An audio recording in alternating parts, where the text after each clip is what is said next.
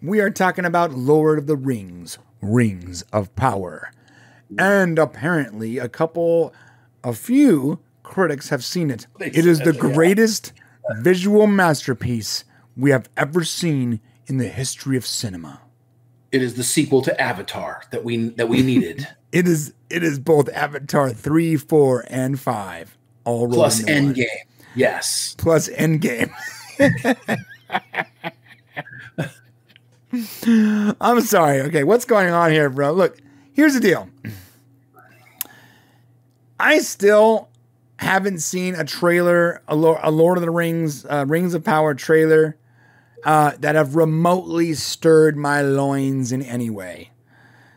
I gotta be honest. Like when I saw the House of Dragons, Game of Dragons, Thrones, whatever trailer, like this would happen, right? I was like, and a little jump, like, oh, I like that. I felt something. I have not watched a single lick of Rings of Power, anything that have given me any feeling at all past apathy. So you tell me, Shane. I'll tell you why. What am I wrong about here? What's going on? Well, there's nothing in the trailer. It's not that you're wrong. There's just nothing in the trailer that they discuss or show that's remotely interesting. What they're doing in the trailers right now is they're doing member berries. So they're trying to take Lord of the Rings fans or the Hobbit fans, and they're trying to show them little things that they might remember. The Harfoots here in this image, or Galadriel, or they're trying to show like, oh, is that Sauron? What's going on? They're trying to show things that'll get their juices going, but they're not showing anything that's spicy. Right. They're not showing anything that's going to move your blood in your veins yet because it's all very topical. So here's my thought process on it. The Rings of Power might be a complete and utter crap show. Right. It could be. It could be the worst thing ever made. Yeah, it could be. Let me tell you what the reality is. None of us know. Yeah. None of us know. Yeah. We haven't seen it yet. Listen, I'll believe it when I see it. Okay, Thank you. taking the word. Thank you, Gary. I'll believe it when I see it.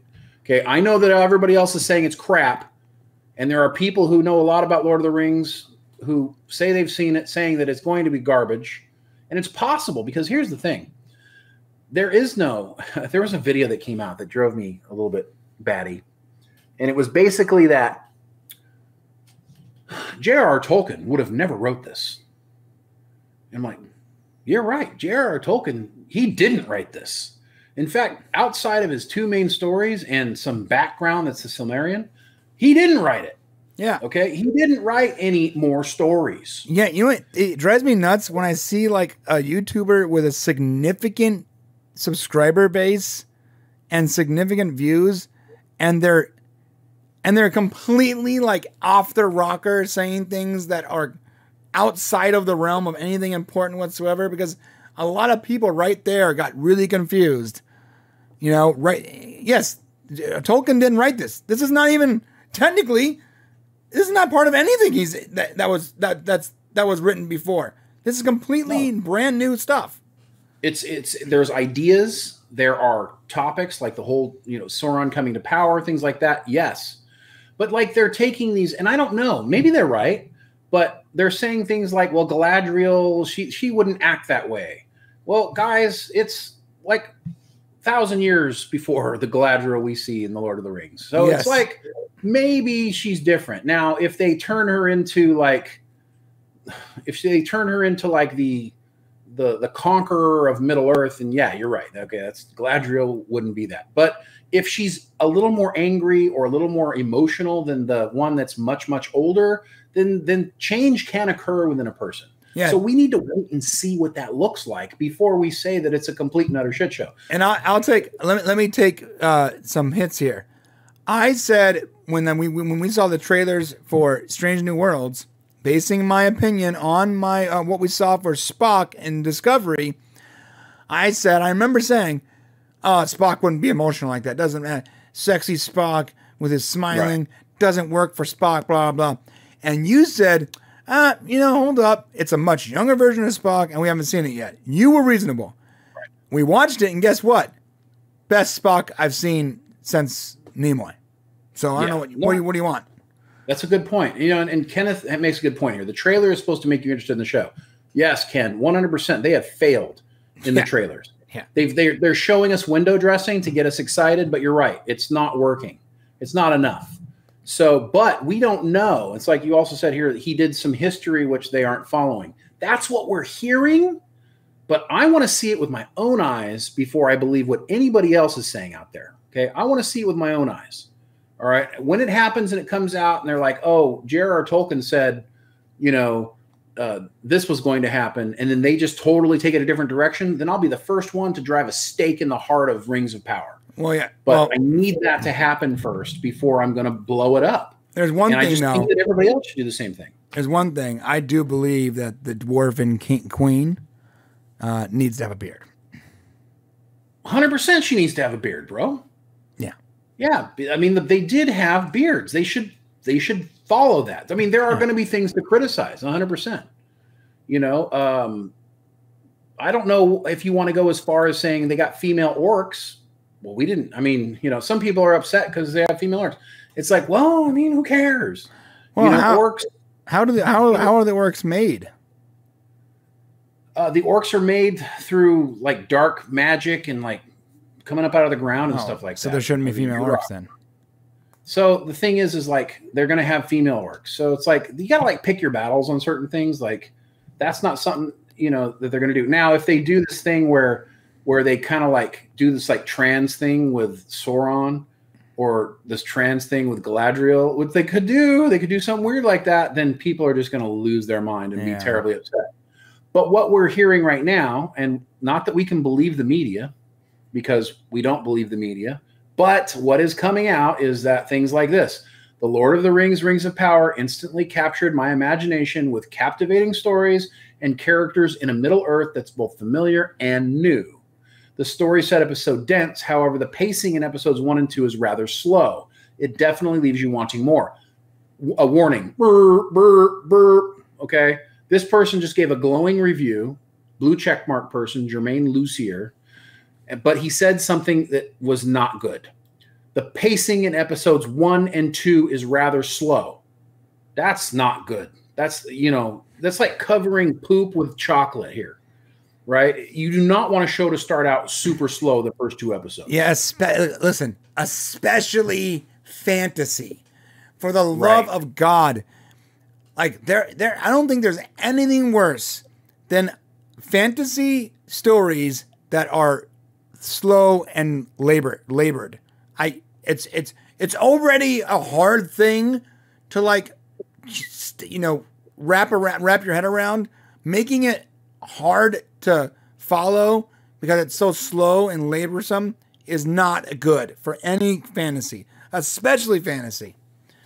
Look, a legal drama is supposed to be slow, not fantasy. Right. Well, it's so interesting. So James Whitbrook here, who's blue checkmark dude, girl, whoever it is. Yeah, we need a blue check mark. I've seen the first 2 episodes. What's that? We need a blue check mark. Yeah, I agree. Make it happen, man. Wait, Matt, make it happen. How do we do that? James Whitbrook. I'll call Elon. All right. Let Elon know we need a blue check mark. Yeah. I've seen the first 2 episodes of Lord of the Rings, The Rings of Power, and it's ...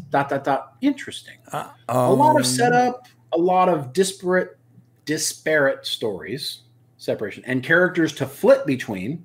Promising, though. Oh, and it genuinely looks incredible. You believe that this is the most expensive TV show around. So that's what they're showing us in the trailers. It's beautiful. Look at the world we're in. It's New Zealand. Visit New Zealand, Middle Earth, right? But what is he saying here? Read between the lines. A lot of setup. It's interesting. There's like this weird, it's slow. He's saying it's slow too. He's saying it's slow, right? Now listen, I'm not telling you that Lord of the Rings is bad because of what this guy just said. We're going to have to wait and see the first episode. Then together we'll decide whether it's bad or not. Okay, but this is not promising. Let's look at the next one. Carly Lane Perry.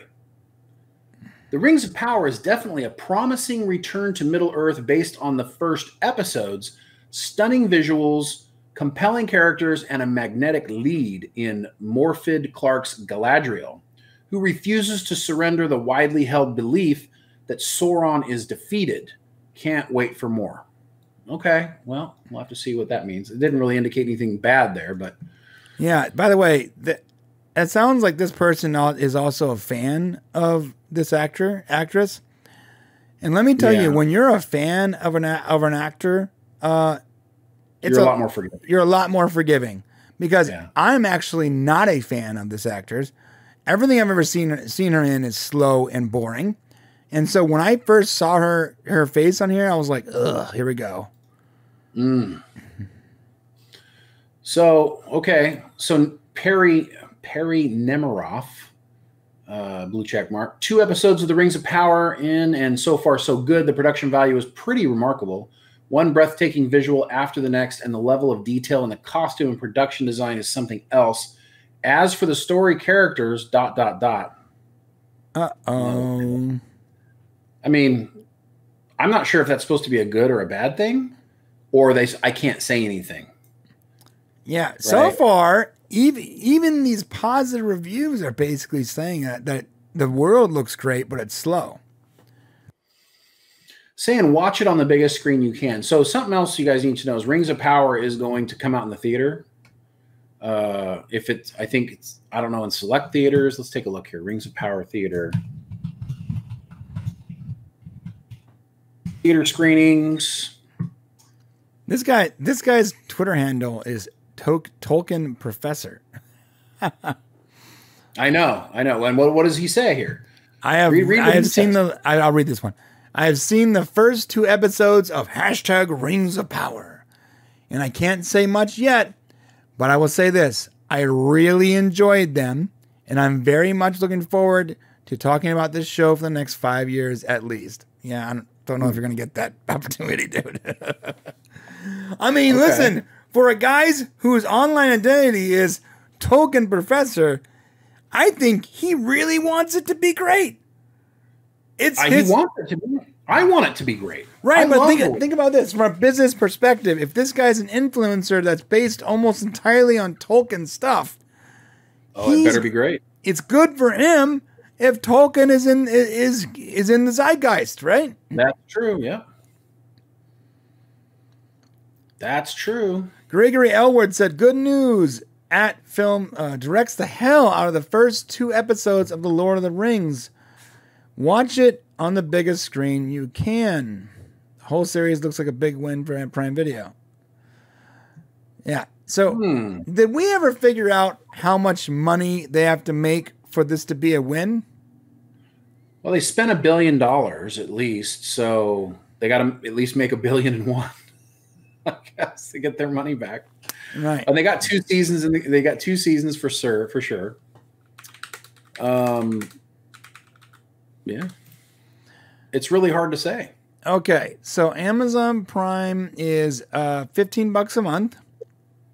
Mm-hmm. Or if you have how many subscribers do they? Well, I mean, they got to be subscribed. I mean, it's with government assistance, you can get Prime for $7 a month. Oh, interesting.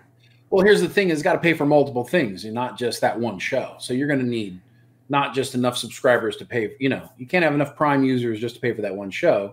It's got to pay for other stuff they're paying for that month or whatever. So you need a lot more. I would say triple whatever that number is at least. Okay. All right. So let's add it up. Okay.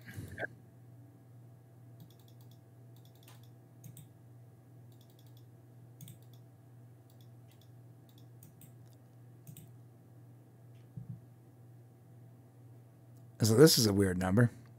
You can't search on Cinemark's page, and that's really frustrating. So this is so weird. So in order to break even, they will need 666,666 new subscribers. It's a lot of 6s. It's all 6s except for the very last digit, which is a 7. And you base it on like $3 billion? Yeah. Yeah. What? How is it? It's literally 666666666666667. Yeah, well, it must be an evenly repeating number. 3 divided by whatever that number is. So apparently you're going to need 666 million new subscribers. Okay. To make your money back. Or subscribers that continue subscribing because of that show. Well, I'm not going to leave Prime Video because I want to watch Lord of the Rings. That counts, right? I mean, I don't even. The Boys is over. It's the weirdest thing is I don't even have Amazon Prime for Prime Video. It's for shipping, yeah. Yeah, you got it for shipping. Like the Prime Video is a nice bonus, but I don't really care. Yeah, no, this is like a huge risk. Like they have plenty of money; they can totally blow this thing, and Amazon's going to be fine. You know, they're really just incredibly huge. So other parts of Amazon can cover the loss on this. Okay. But this is a huge swing, bro. Yeah, they're never going to make their money. Amazon Prime, as of 2022, has 156 million subscribers, with a projected 163 subscribers next year, and a projected 106. Basically, the projection for like 10 years from now is 208 million subscribers. Right, but you got to remember this is a worldwide thing. So they're releasing worldwide all at the same time, Rings of Power. So they're hoping that, you got to remember, Amazon is in a lot of places. You got Amazon UK, you got Amazon Africa, you got Amazon everywhere. So they're hoping that they bring subscribers in from all over the globe, you know, and however many people that we have on the planet now. It says 150. They have 157 million Amazon Prime users. That's not in the whole world. That's not Amazon. Yeah, that's the whole world. That's not Amazon.com. I don't believe that. I don't believe that. Well, I mean, Disney Plus has 145 million. But I'm just talking about Amazon's been around for 10 years. You tell me you're not a Prime. You don't have Prime for free shipping and you're buying stuff off Amazon. You're talking about less than 30% of America is using Amazon Prime. That's not possible. I mean, that makes sense, actually. My roommate refuses to get Amazon Prime, and when she wants something fast, she asks me to buy it for her. Yeah, but she's like your kid living in your house. You know, households. How many households are there in the United States? You know, it's like, I searched up how many. There's 123 million households in the United States, so maybe it's possible. How many subscribers? 100 and I just 36, I think. 100.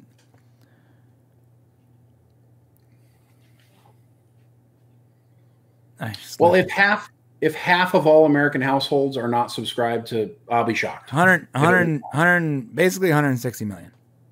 Okay. So if you don't have at least, you know, half of this, 60 to 70 million households subscribed, one person. And a lot of households have 2. I don't know why they do, but they do. And then you figure the rest of the planet. Because they don't know that you can share. What it is, it's a husband doesn't want his wife to see his purchases. Or vice versa. Or vice versa. And they don't know that you can share your account with another user in your house that lives with you. Because it's a complicated process. Because I used to be that guy, I'm like, I don't want my wife seeing everything I buy. And then I was like, oh, well, I can actually add her as her account as an authorized Prime user because we share an address, and it worked out. Oh, I see. Well, check out this BS, dude. So the Lord of the Rings, the Rings of Power is sold out at every theater remotely located close enough for me to go watch it. Yet tickets were not supposed to go on sale until, oh, my bad. No, it went on sale August 22nd. So they're all sold out for me. There's 3 theaters and they're all sold out for that night. It's a Cinemark. Oh, Cinemark. Oh, I have Cinemark here. Right. So some Cinemarks are offering screenings. I got 3 within my zone here. I'm Cinemark Platinum, so let's check it out. Yeah. So if you go in there, by the way, you know how you get Cinemark Platinum, everyone? You spend so much money that they feel sorry for you. Is that what it is? Yeah. There you go. Here's my Cinemark Platinum. Let's see. You got your points there. Look at that. Yep. I spend these points all the time. See, I only have one credit right now. Type in Rings of Power. See if you find it. I couldn't find it when I searched it. I had to like go to a special page. No, it's not there. When does it come out, bro? It comes out. Well, it's going to be it's going to be one night on the 31st. I'm going to send you a link real quick if you can get to it. Go ahead and try to open that up. One night, it's the 31st, and it's because the show comes out on the 1st of September, right? So the 31st at 7 p.m., you can watch a screening of Rings of Power. Oh, it's a free screening. It is a free screening for you because you got to be a certain level member. Oh, you got to be a movie rewards member. It wasn't a free screening for you? I am not a movie rewards member. So. Don't feel bad. I've spent too much money. Let me claim tickets. I don't go to Cinemark. So you got a bunch of them. Yeah, they're all blocked out though. Sold out. Yeah, so all yours are sold out too. You got more theaters. You have 3, and I have 1, 2, 3, 4, 5, 6, 7, 8, 9, and they're all sold out. Yep. Okay, so guys, I don't know if you've ever been to a Cinemark theater, but these are big theaters. These are XD. Yep. These are not small theaters. These are as big as theaters normally get. That means that there are 9 theaters with, what is the average in there? I think it's like 80 to 100 seats. I mean, that's a lot. More than that. No. Right? Maybe. I don't know. Is it more than that? I would say, well, I don't know. I mean, I can look it up. It's all right. I mean, the point is that I don't know what the point is. The point is that there's going to be a lot of people watching the first episodes or first 2 episodes of Rings of Power. And what's going to happen is they're going to watch these first 2 episodes, and then they're going to decide whether or not to watch on Prime for episode 3. And everybody's going to show up because it's Lord of the Rings. But that don't mean everybody's going to show up for episode 3. Because 1 and 2 better be good in order to show up for 3. And what we're hearing so far is it's slow.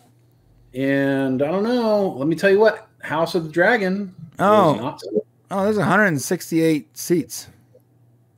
All right. And that's because they have the big seats. These aren't the small ones.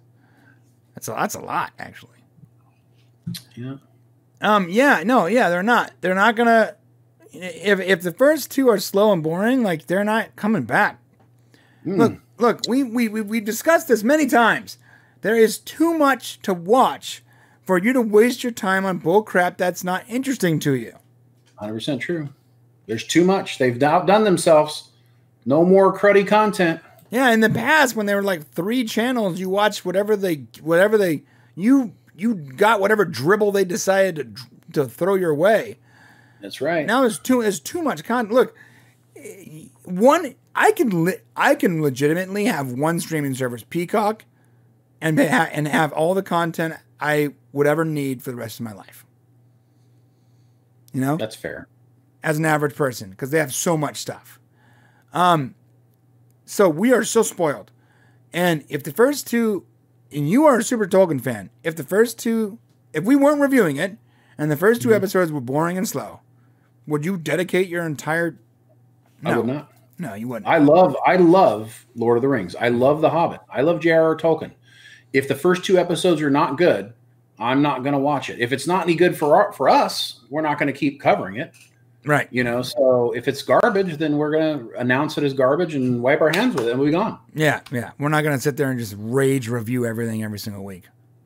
I mean, it might be good for views, but yeah. I mean, if let me tell you what, I'll take this back. If it hits a nerve with me, like if it's boring, that's one thing. Okay. But if it hits a nerve and now I get mad at what they're doing, like let's say they actually like defile Tolkien in some way. Yeah. We'll be here. Yeah. That's what they did with Discovery. Like Discovery, at first it was just boring and bad. And then it made me, it like hit a nerve where I was like pissed. Yeah. Now it's time to talk. To the point of comedy. I'm like, oh my God, this is the worst thing I've ever seen in my life. Yeah. So it depends on what happens. If it's boring, if it's great, we'll keep covering it. And if it's, dragging J.R.R. Tolkien's legacy through the mud, we'll also be here. So. All right. that said, my friends, we are out of here. Hit that comment section and let us know what you guys think. Are you excited for Lord of the Rings, Rings of Power? Are you one of those ticket holders? Did you happen to get one of those Cinemark tickets? You watch it in theater? Let us know in the comment section below. And on the way down there, please hit the subscribe button and like button because so many of you are not subscribers.